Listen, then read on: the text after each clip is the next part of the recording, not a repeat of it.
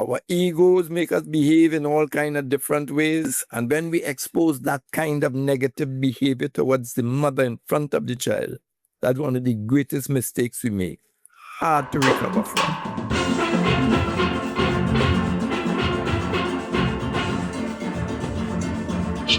So welcome to the Dear Dad podcast, the Caribbean experience, because fatherhood deserves a voice too. So today we're diving into something real powerful, fathering daughters. Not just providing, but showing up when it counts, showing up in the ways that shape who she becomes as a woman. We're talking about the 7 things daughters need relationally from their dads. And to help us unpack this, we have a man with over 40 years of experience in behavioral science, social work, and human development, Mr. Frank V. Dolly. But let me just introduce him proper. Now, Frank has been a pioneer of the Employee Assistance Program in Trinidad and Tobago for umpteen years, a man who has dedicated his life to helping people change behaviors, heal, and grow. But today we're not just speaking to the professional, we're speaking to the father of a daughter. So Mr. Dolly, welcome to the Dear Dad podcast. Thank you for inviting me and allowing me to share some years of experience, both as a father, over 30 years, and as a therapist, almost all my life. Yeah. That's what I'm saying. I mean, I remember I was mentioning to you that I remember you now coming into the government service because I'm 26 years in the government service. So I seen you there as 18 and thing, and seeing Frank talking in the EAP and that kind of thing as well. I say, wow, So I know you a long time, so I can call you Uncle Frank. That's what I'm saying. That's good. Right. So before we get into these 7 points, Frank, both as a professional and a father, what is the biggest mistake you see fathers making when raising their daughters? And how much of that comes from how we were raised as men? I'll answer that by saying it and it might shock you. The way they treat the child's mother. Woo! The way they treat the daughter's mother. Right. Because they see that and they say, oh, that is how a man's supposed to behave. That's how a man's supposed to connect with a woman. Right. And if the treatment of the mother exemplifies how he treats the daughter, you get a great relationship. And you're putting somebody out there and developing somebody to be really a beautiful human being. Right. But when there's a contrast between the two, and with us men, we get into a lot of difficulties. Our egos make us behave in all kind of different ways. And when we expose that kind of negative behavior towards the mother in front of the child, that's one of the greatest mistakes we make. Hard to recover from. Understood. Now, we were talking about, some guys and I, we sit down on the round table as we do, usually on a Tuesday, and we talk about these 7 things that we think. Now, I mean, there are like more than 7 things, obviously, but we we're looking at certain things that relationally that we should see that we should give to our daughters, right? And so one of the first things was presence. So let's start here with presence, not just providing, right, but just being there. So from a psychological standpoint, what does a daughter actually receive from a father who is truly present? The presence allows the father to show the daughter what love is, what safety is, and what belonging is. So in the presence of that, you're creating something. You are demonstrating to your daughter, this is how love exists in a family. So the daughter is looking at how you deal with other siblings, if she does have, boys or girls.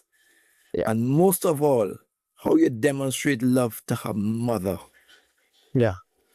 So that sense of love allows her to feel that increases the length of safety and, of course, belonging. But a lot of us men, we have that issue with that showing that particular love, because I mean, we've been taught as men, especially Caribbean men, to endure, to provide, that kind of thing too as well. How do we get over that? What are some of the tactics that we could use to get over that and become more present in our daughters' lives? All right, let's start in terms of love. Love is an activity. It's a verb. So it has action with it. And the first one is the daughter learns is tone of voice. I could use exactly the same word with 3 different tones. And the daughter learns to pick up tones mean different things. The word means I love you. Get away from me, you know I love you. The same word love. And you're shouting at the mother, I ain't care about you. I ain't care about I love you. Yeah. So I'm saying we have to pay attention to our tone of voice. Then we have to pay attention to our choice of words. Because words are powerful things. And we just pelt words all over the place. Are my words demonstrating to receive, the person will receive love or any other emotion? So then, you understand what I'm saying? So I have to be careful with the words I choose, the sentences I make, the phrases I use. Are those phrases with the tone of voice demonstrating love? And the third component of that is my actions, my facial expressions, the way I use my hands. So I might be saying one thing in words. I might be saying another thing with a tone of voice. And my mannerisms change something else. So that is now confusing that child. How do I determine whether that my father loves me? How do I allow myself to be open to receive love? So when children are born into a family, they actually give the parent the moral authority to determine what happens to them. They grant that moral authority. And if a father starts to see that moral authority shifting or being disregarded, tell yourself you're on the wrong road. Good point. Good point. Because even though you had it nice at the concrete A level, maybe the child 5, 7, 9, and certain circumstances happen in the family, and you start to change those things, she starts to question the moral authority that she gives to you, granted to you, because you were there in her environment and made her safe. You made her loved. You made her feel she belonged to something called a family. And you start to change that up. She starts to question, should I continue to give this man the moral authority to tell me what is right or wrong? Right. Yeah. So, and you that's see, so those important. very simple, basic things that we don't pay attention to. And we're capable of it as men, as fathers. Because when we first meet a girl and that I feel attracted to her, man, she's going to get the best of my behavior. I know tone of voice. I know mannerisms. I know phrases to use. And I'm real good. And I get her. Do I continue that same demonstration of love? That she could feel safe with me? Physically safe, mentally safe, emotionally safe, financially safe, spiritually safe.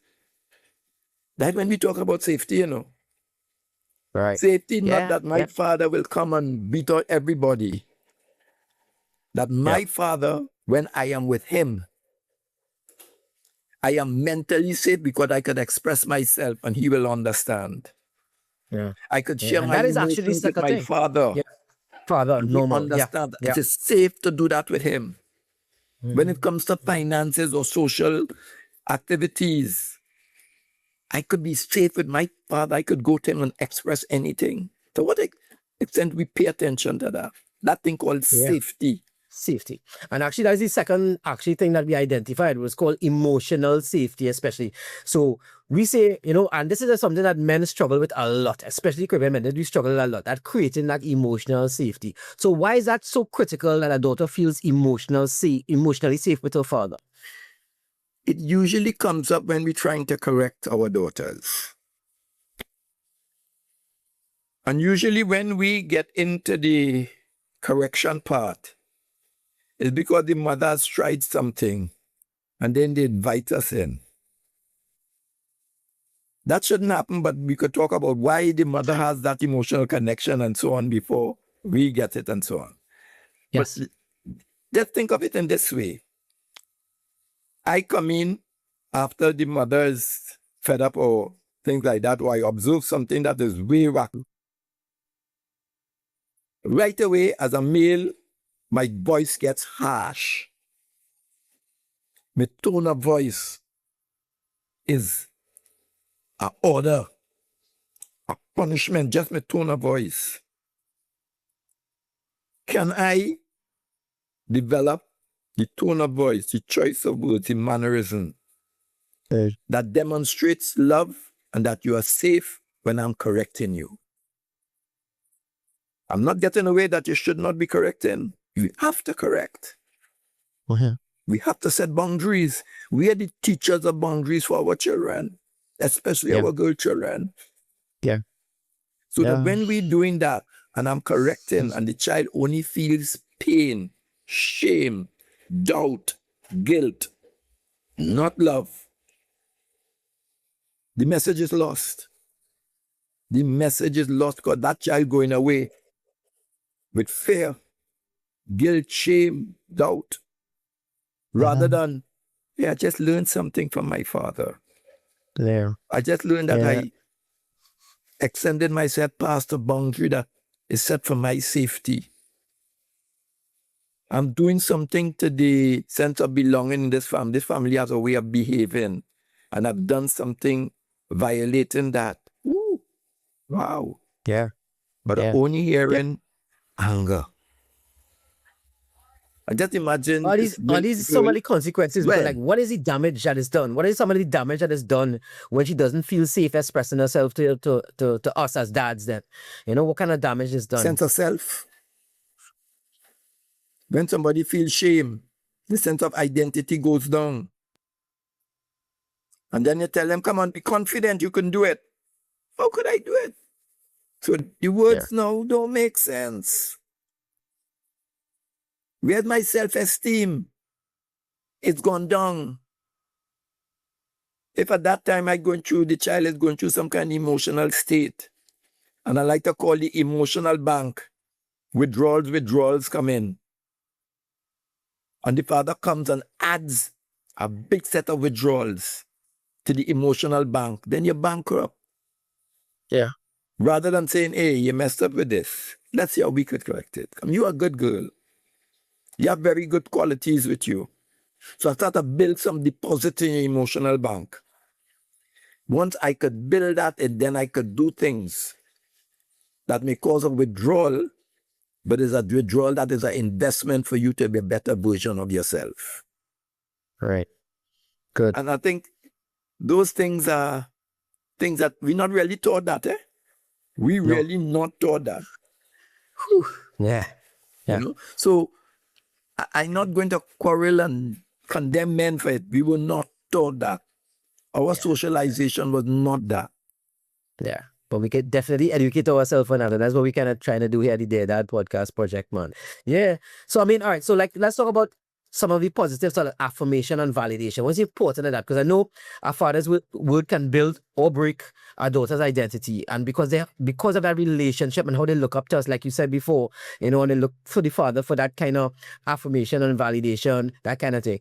You know, how does affirmation and validation from a father shape a daughter's self-esteem, self-worth, like what you just mentioned about? It has to be an observation of something that the child did. Are we prepared to observe that the child this girl is accustomed doing 20 minutes of homework before she gets restless, and that this night she did a half an hour? I'm very proud of you. And I'm very proud of you because you usually do 50 minutes and tonight you did a half an hour. I'm very, very proud. Right. How come you did that? So I'm not using it as my own observation. I'm giving her information that she could say, wait, I just did that. Let me look to see if I could do it again tomorrow and tomorrow and tomorrow. You see how you're building it? But the key thing is observation, not observation of the mother telling you that she did well. Right. But you have to be able to get that observation yourself. You have to get that observation of how your daughter dressed. And she dressed in a manner that you said, wow, you're growing up to a really lovely person. Your choices of garment that you wear is really, really good. You see that green dress with that pair of shoe? Wow. You really, really look good for your age at that time, whatever it is. Whether she's 4, 30 or what. But it's observation. And I think as men, sometimes I find we observe things with our wives, with our girlfriends, with our daughters, and we tend not to say nothing. Did Daddy didn't notice what I wore last night? Yeah. Sorry. But you didn't say nothing. Yeah, there was an opportunity for you to do it. And if even you say, last week when I went out to that particular party, I really, really liked how you're dressed. The way you match colors or whatever it is you observe. So it's never too late for affirmation.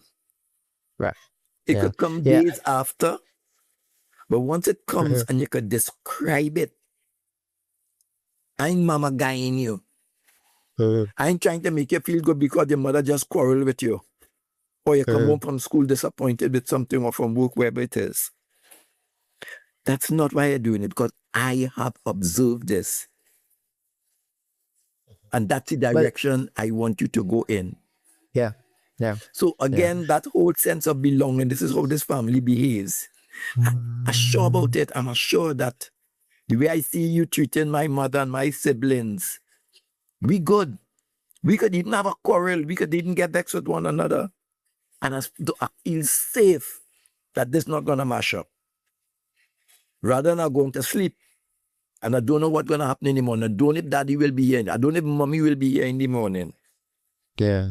So, and I'm saying, yes, we have disputes and things like that in families, but we have to learn to practice conflict without violence. Yeah. And I'm talking about physical violence, verbal violence, sexual violence, financial violence, social violence, all those violences we do. And we're good at it. Yeah.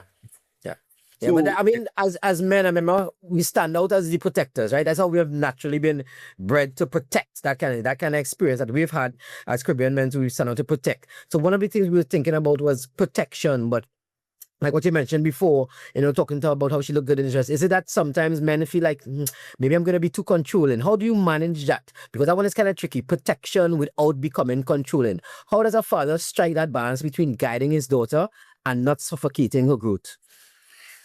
Okay. You're protecting yourself or you're really protecting your daughter? Ask yourself that.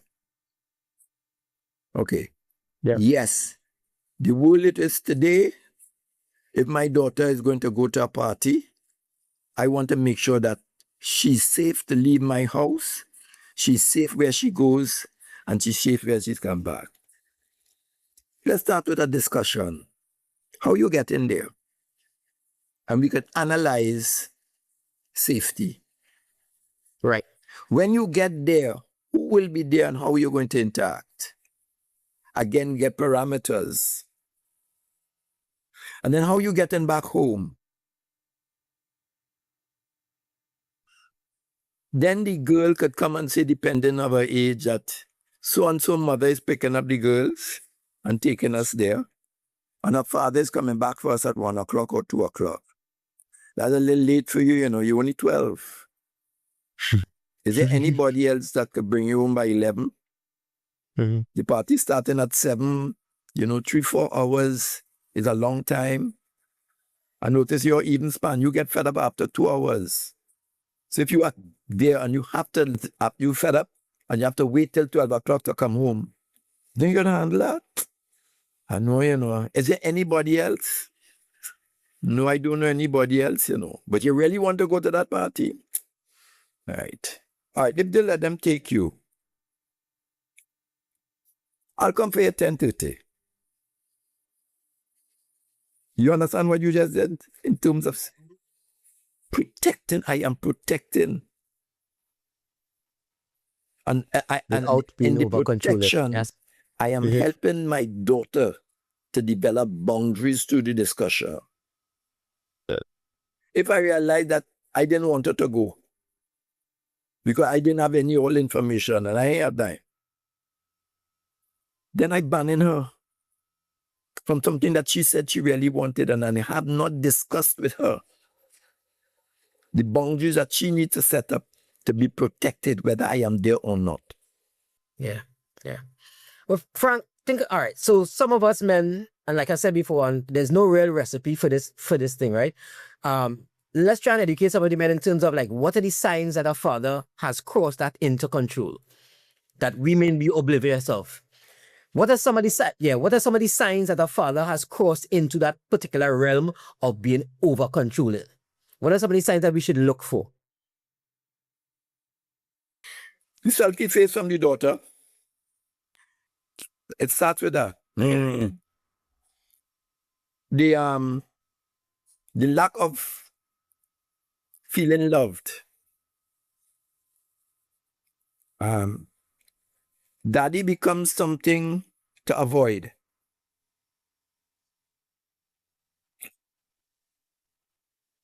The mother of the child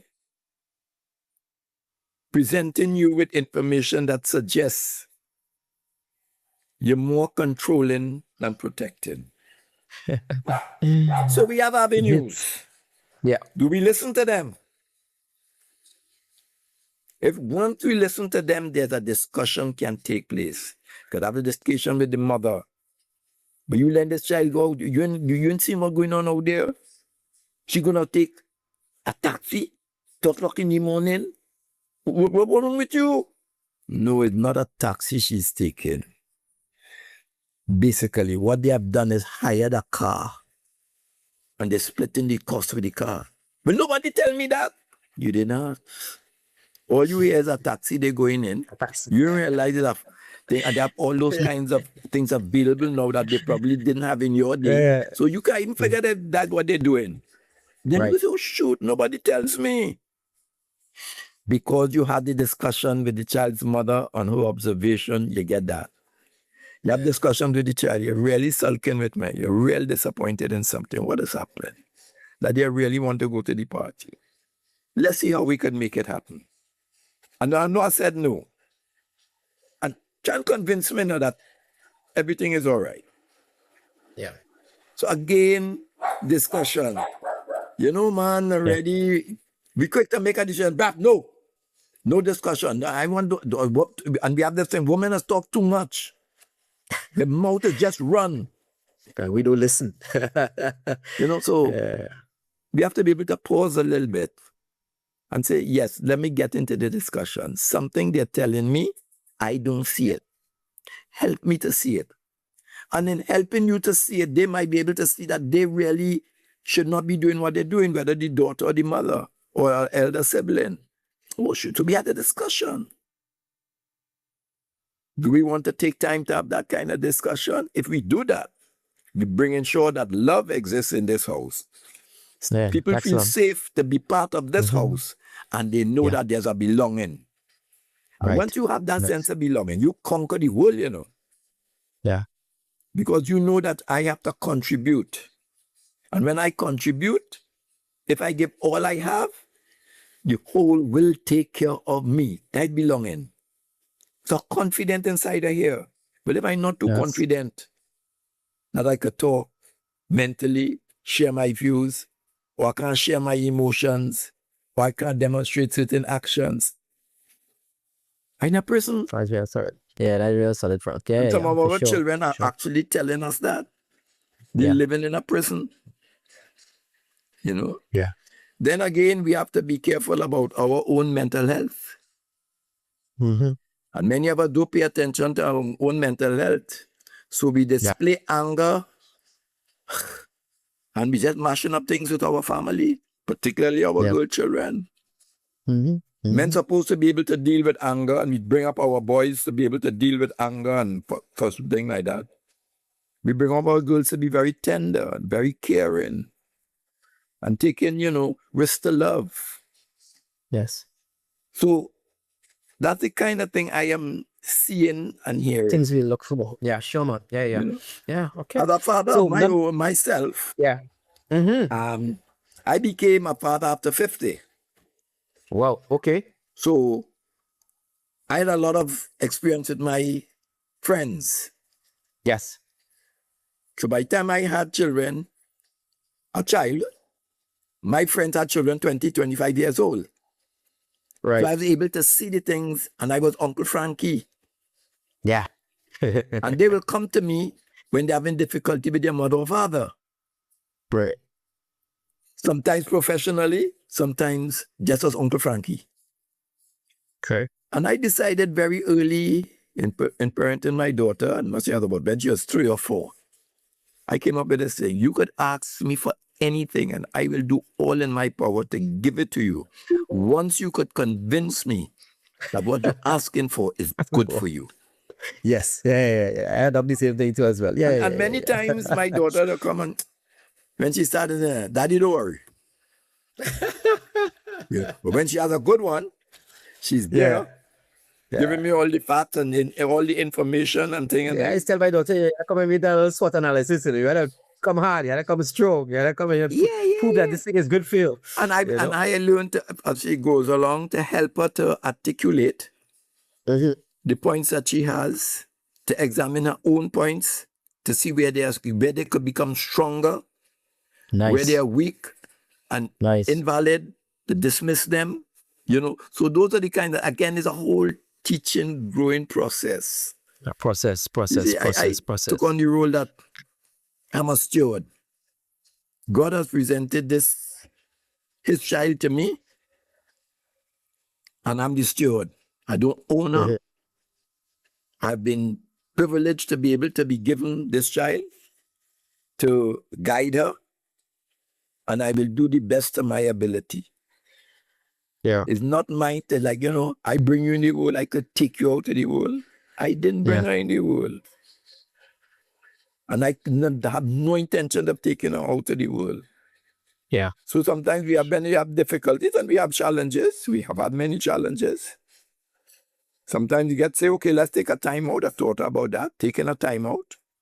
And the person who asks for the time out has to take the responsibility to rejoin the discussion. We're not taking a time out to ease and you get away with it.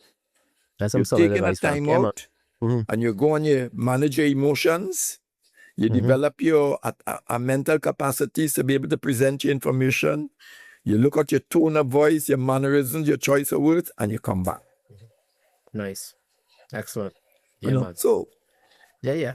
But so let me move on. So number 5. Yeah, but go ahead. Finish. Yeah, go ahead. You finish. It's a privilege to have a daughter.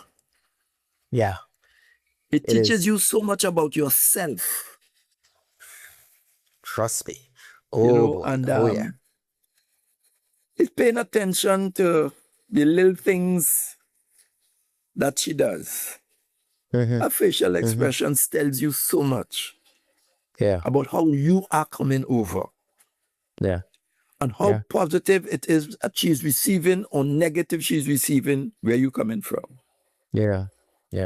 With mine as like looking into a mirror. So I know exactly her facial expressions and my facial expressions. And so I know exactly what she's thinking and I know exactly how she's feeling. Because we resemble too bad. Right. Okay. Yeah. So the thing is like that. If you look at it as a real privilege, and you have been honored to be given this privilege. Sure. Because you're also teaching her how to deal with men in her life as she goes along. Yeah. You have her from small, you take her to these little parties. And that is being present. Let your mother take you. And I probably had a different kind of thing because my wife, shortly after 3 months, I think it was, after my daughter was born, she had fibroids to be removed. So she could not lift our daughter for 6 to 9 months. So she had to be lying down or sitting down, and I had to bring our daughter and place it with her. Yes. So I was doing these things. So I bond became so powerful between the two of us that my wife even expressed at times, it's two y'all against me. I said, don't look at it like that. Try not to look at it. But try like we have a bond and something unique is happening there. See how you could be part of it. Yes. And you have your special role to play. You know? So sometimes, and it was really a privilege for me to be able to have that kind of thing with my daughter. But normally I would not have had it. One, the age that I was, I had to run down to play, take a sweat every evening. I don't have to go in every party. Yeah. I had to be in every line. I passed that basic stage where I have to be. Nice. Because like my friends, I remember when we in our 20s and 30s, you know, and they say, oh God, I had to go home. No, me ain't going home, not. So the mother now have to do with the child and things like that. We linemen or we playing football or whatever it is we doing. And there was some neglect. Yes. And when I started, I say, look, you know what? No neglect here. Take responsibility and live up to it. Be a man, in other words, you know? Yeah. And actually that segues into what the next point that we were talking about, which is consistency and reliability. And you know, like consistency builds trust, obviously, but from your experience, how does inconsistency from a father affect a daughter in the long term? What do you think about that? Self-esteem got shattered, decision-making, procrastination, as simple as that is. Yeah. So, all right. I don't know. I'm going to put you on the spot now. Today you Were do there this, any tomorrow moments that you don't do that? How do I learn to make decisions? How do I set boundaries? Yeah. You know? Were there any moments that you had to check yourself as a father to become more reliable and more consistent? All the time. All the time. Because the kind of relationship I had with my daughter, she'd bring me up. Yeah. Pick me up. Hey, come, hold on. Why are you raising your voice for? You're trying to scare me? You know, that kind of thing. She'll say, I said, I didn't realize I was shouting, but you are. It's okay. Yeah. Oof. Yeah, maybe I sweat in the throat. You know, so those kind of things, being able to admit that 13-year-old that you lost your temper or that your choice of words is deflating, intimidating. The quick to say, shut him or go in your room. Yeah. We have to stay there and say, hey, if that's what you're observing, that's not my intent. Yeah. Give me a minute. Let me come back. We struggle with that too, to go back and love. apologize, I think, too, as well. Oh, that, I mean, Let me do that is things something that I learned will with my make you daughter feel too, as well. safe. Yeah. Let you know that you belong. Yeah. I'm not saying it easy. I can't say that I did it all the time. But it was more consistent that I did it than I didn't do it. Yeah. So we she have to become aware, understands I too think. that I am a perfect father. Yeah. Not all my decisions, all my determinations are best. Is the best I could come up with at the time. And I'm open, age appropriate, and information sharing to be able to say, hey, that was not a good decision of mine. Let's reverse it. And let us put this in place now. Yeah. Simple things like that, Some good tactics. Some good tactics there, Frank. Some good tactics. All right. So the sixth one was, we discovered, was healthy love modeling. So fathers like to teach their daughters what love looks like. I think we spoke about this earlier on, but I want to get deep into it, whether they realize it or not, you know. So how does a father behavior influence the type of relationships his daughter will accept in the future? And what should fathers be intentional about demonstrating? When she could describe some words that you use, some mannerisms, that she could say, that felt good. That felt like love. So a caregiver use these words, these mannerisms is what your daughter in action with you said, this feels like love. And Powerful. Yeah. sometimes you get it, they don't come and say, Daddy, I know you love me. They might just come and give you a hug. They might give you a smile and just feel good. They might pass and just rub your head. Those are the little cues that send a right on track. Nice. When the child is not receiving that, you come in front, they're watching TV, you come and sit down next to them, they get up. Something is happening. Bring it up as a topic. Yeah. And they might start up, no, I don't. I stopped looking at it. That happened yesterday. That happened the day before. I am observing. Something is happening with us. And it doesn't feel good for me. Let's see how we could be done now. Yeah. What is happening? And then she'll be able, if there's a level of safety around, or if there's not enough level of safety because of something that happening between you and your daughter, calling the child's mother, as long as she's available, if his wife, and she'll be able to tell you, so I really observed that. And she has spoken to me about it as a matter of fact. And we need to look at it. You bow your head, you apologize, and you ask, if you don't know exactly what to do, ask, what could I do differently that will change that interpretation of me? Yeah. And between the mother and the child, they give you certain things, and you go and you start to practice. So you keep it at the top of your head from the time you get home. You know, she likes when you come home, the first thing you ask is, how are you doing, Dolly? Yeah. Do I ask me if I did my homework? Do I ask me if I cooked? Do I ask me if I behaved good? She wants to find out how you're feeling. That's what she wants to do. So when I reach home, that's the first thing. And then after I do that and we get clear that, then I could ask you, did your homework?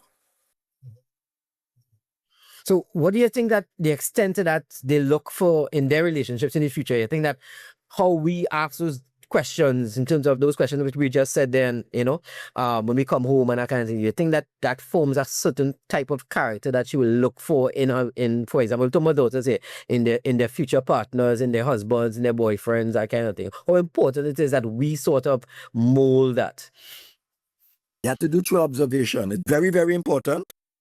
But if you're not observing what is happening with your partner or your daughter, you're placing yourself in the guessing game. Every evening, your daughter comes home from school. You see a certain kind of behavior. Ask about it. And those when you come home from school, you just like to go on bed. How I like to do that? I feel sweaty in school, Daddy, you don't know the school hot, I know she like to be, and a bath, a shower is soothing to her. So sometimes in the day, she getting irritable. I say, maybe you should take a shower. Notice when you take a shower, you cool down and you'll be so nice. Right. I ain't sending her to go on bed. I ain't ordering her to go on bed. I said, maybe. And you better do that. You hit the nail right there. Or she might say, no, I really want to be that. This thing happened, I just came off the phone and this girl is annoying to me. You want to talk about it? What annoying? Observation. Yeah, that's really important. Observation. Yeah, observation really important. Because if we have that mental safety, she will talk to me. If we don't have that mental safety, and I always correcting her and telling her she's wrong and this is the way to do it, we don't have it. So again, if you know that there are foundations, and I take my 3 words with foundation, I know that the 7 and the 9 and the 15, 3. Yeah. Love, Let's hear it. safety, and belonging. But Nice. actually, all of us human beings want that, eh? Yes. Yeah, I think so. No matter what age you are. Yeah. So, If we could live by those three little foundation words and ask yourself, what really is love? How do I demonstrate love? How do I receive love? And I'm starting with me as the observation. Then I can start to say, hey, look, let me find out how the child's mother, if I didn't find out yet, but you should have found out by now, what she receives as love. For instance, there's a guy who told me he knows his wife loves flowers. But he's busy. So he'll have one of his staff, one of his administration assistants, choose flowers and deliver them.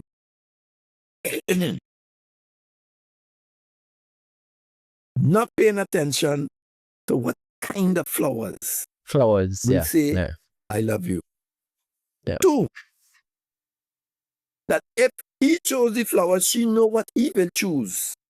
And if he could take time out of his day to actually go and choose the flowers rather than let a secretary or assistant do that, she feels love. Go and buy the flowers. You buy stupid flowers with them matters. You went and you did it.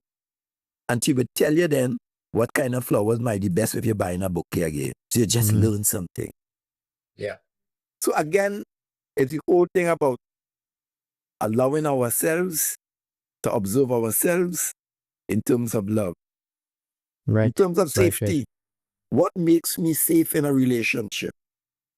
Tone of voice is one thing lick me up. Because I come from a family of school teachers. Oh God. Right. And they have a tone that's checking out. So from the time my spouse starts with that tone, Yeah. I know that is my weakness. We say this thing Deal with it. flowers. But that is her way. She's come from a line of school teachers and she herself is a teacher. Right. Yes, at university now or whatever it is, but she's still a teacher. Mm-hmm. Mm-hmm. And I get that tone anytime she's displeased. I have to learn to hear that tone and understand this at this deeply. Yeah. Yeah. Yeah. And then So with all those things, right? I mean, giving them space to become their own person is really important. So one of the final thing, number 7 thing that we look at is permission to grow. Why is it important for fathers to allow daughters to develop their own voice and identity, especially these days? The first thing we have to understand is what is space? What is space? Being distant from my child, being close to my child. It is, I want somebody close to me. She wants to be close to you. Observe when she does that. When she jumps on your lap as a little girl, when she's saying whatever it is, and you can start to pick up a pattern. She wants to be close. She wants space, she wants to be distant. You notice at certain time, even though we're in a group, she'll pick up a book and just go in a corner and start to read. Is that disrespectful to the family because we all talking? Or at that particular time, the discussion got in a certain way and she needed space? Would you allow her that space? You could allow that space, and after you could talk about, when the family having their little meetings and so forth. When you withdraw like that, we're not sure what is happening. Oh, Daddy, I didn't realize, Mommy, I didn't realize that, Or it was too much for me to hear. When you and Mommy started to quarrel in terms of it was too much for me, I got scared. And I feel safe when I go and read my book. All the messages right there. So space is a thing that uncertain children don't really like hugging. So don't go into their space and hug. They will hold your hand, you hold their hand, they're okay with that. Being close, it means rubbing your shoulders, do that. Let them teach you what space means to them. You tell them what you observe in space means to them, so we together on it. So not because I'm a hugger, that my children have to be hugging to be able to understand what we do. I have to be able to learn. And you know, in the first year of a child's life, we as parents learn how they exist, you know. And they tell you, yes, they come home and they say, every 6 hours, feed the child. Give the child so much of the formula or put the child on the breast. But the child will tell you, it's every 5 hours. But when I'm sleeping, it could be 7 hours. We have to observe that. So we learn their behaviors. We learn from their cries. They can't talk, but we learn from the cries when they wept, when they poop, when they just want hand, when they're irritable, when they're hot. And we learn those cries. And you could say, okay, let me go right now. She's in some kind of pain. I could give her a little more time because she's just hungry and there's only 4 hours gone. We learn that. Why do we stop learning what is good for our children, particularly our girl children, and feel we know? Let's grow together and learn together. Teach me to be a father, daughter, and I will teach you to be an adult. Excellent. I teach you to be an adult. Excellent. Can we do that? Excellent advice, Uncle Frank. Yeah, man. Can we do that together? And that's what we actually need to do.